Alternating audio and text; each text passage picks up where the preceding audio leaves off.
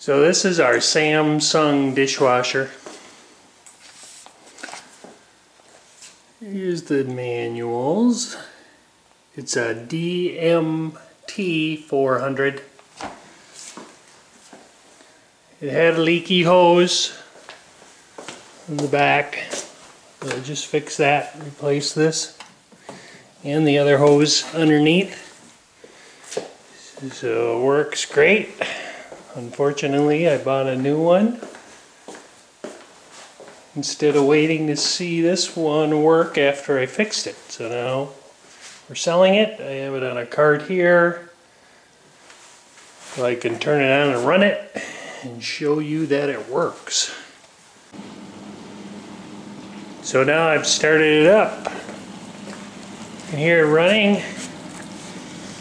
This is where it brings all the water up, drains it, splashes into the dishwasher here. You can see the water splashing there and soap. You can hear it running. It's very quiet. There's the drain hose. Got a plumb to a sink over here.